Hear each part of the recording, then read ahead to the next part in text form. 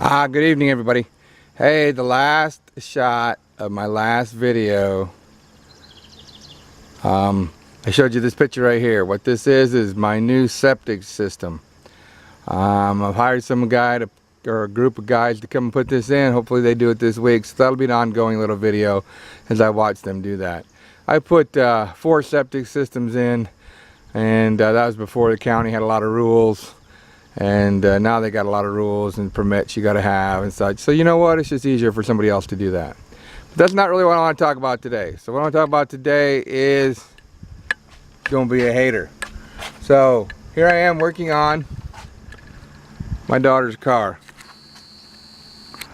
This is an 08 Saturn Vue XR. And I have every single reason in the world to absolutely abhor this car. Just hate it. It's the biggest piece of dog doo-doo Chevy ever came up with. I know. It's a Saturn, but it's a Chevy anyway. Anyway, what has happened is a couple things. Mainly, the transmission went out. Saturn, GM, whoever designed the transmission, well, GM designed the transmission, sold to all their subsidiaries. This 6T70 transmission in 08 and 09 had an issue. And that issue is that the 3-5 reverse wave plate would break. It was hardened, but it was never tempered. And all you blacksmiths out there know what I mean by tempering. So it was too brittle, so after a while, it broke. So when that breaks, you don't have any third, fifth, or reverse, which is really hard to do.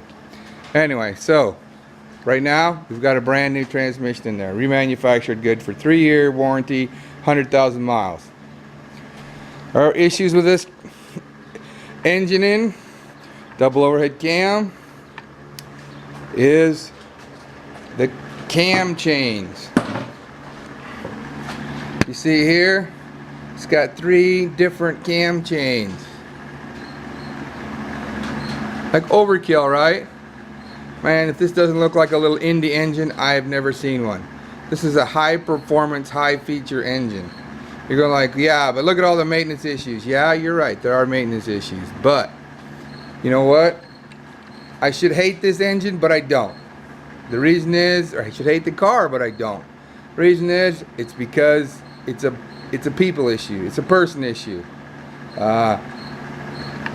GM did have an issue with their computer. Little lights that says, hey, dumbass owner, it's time to change your oil. Okay, well, they had a little issue with their programming on that.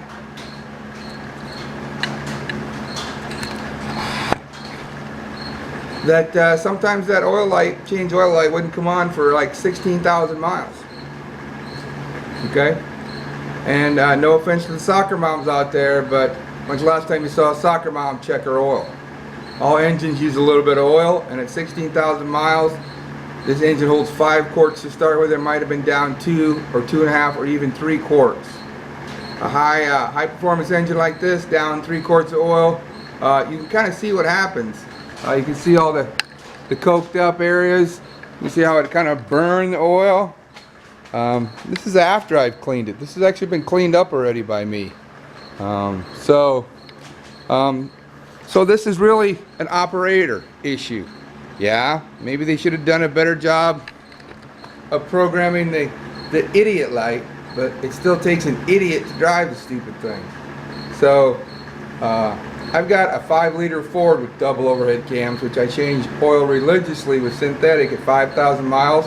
It's got 205,000 miles on it now, and it runs like a top. I put a starter on it and a water pump. That's it. Okay? Same style engine this, double overhead cam. 3 different cam chains. Okay? So, it's not the engine. It's not the design. Okay?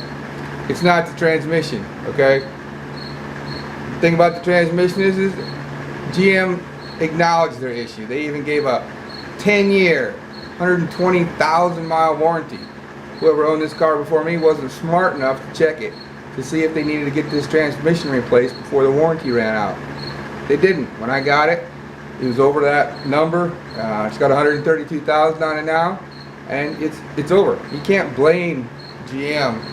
They tried to make it right, but we got dumbass operators that don't know how to operate their equipment, don't know how to drive their cars, don't know how to check oils, don't have enough sense to do that kind of stuff. Who in their right mind thought this engine could go 16,000 miles without an oil change? Okay? That's just stupid.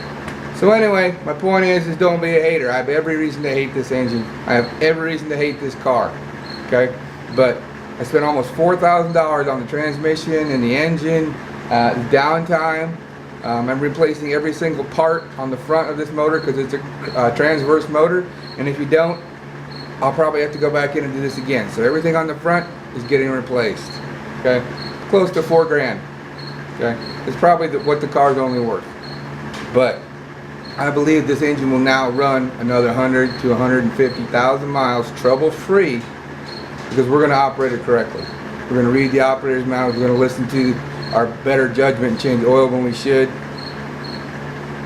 So there's no reason to hate this engine. There's no reason to hate mechanical things like this because it's all operator issues. And everybody knows what I'm talking about. So anyway, just thought I'd post this a little bit. Kind of another thing that I'm working on. I got this engine and transmission tore out of the daughter's car. I should have this back in by the end of the week. Pretty heavy work schedule, but I think I can do it. Keep you posted. Thanks.